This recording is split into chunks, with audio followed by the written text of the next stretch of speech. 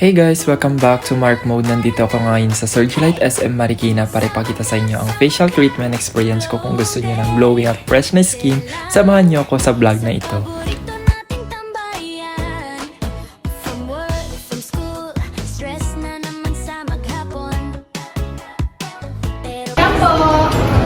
Hi sir! Welcome to Surgilite! Welcome to Surgilite po!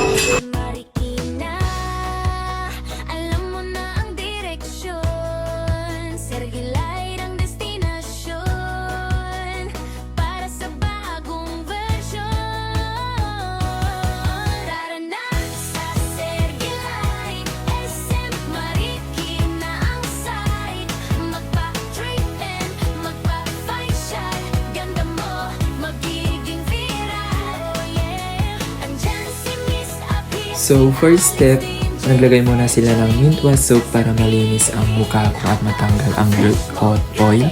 So next, lalagyan ng steaming cream, then nag-steam for 7 minutes para mag-open ang pores. After that, gagamit ng vacuum para maalis ang blackheads at excess oil. Then gagawin na ang freaking or extraction para matanggal ang pimples. Then, sunod naman, naglagay sila ng black peel solution for 5 minutes para mas malinis ang pores.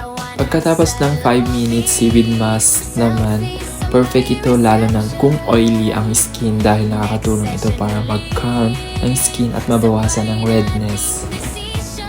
Pagkatapos nalagyan ng seaweed mask, syempre hinugasan mo na yung face ko para matanggal yung mask na nilagay sa mukha ko. Next naman ay pimple injection.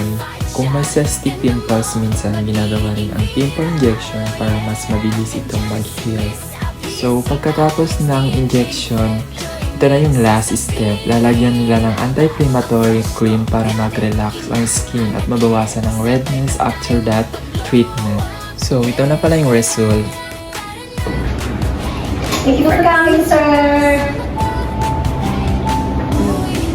Ayan guys, tapos na ang facial treatment ko. Mas fresh at glowing ang skin ko ngayon. Kung nagustuhan nyo ang vlog na ito, don't forget to like and share and follow Mark Mode for more beauty and lifestyle vlogs. See you sa next vlogs. Bye!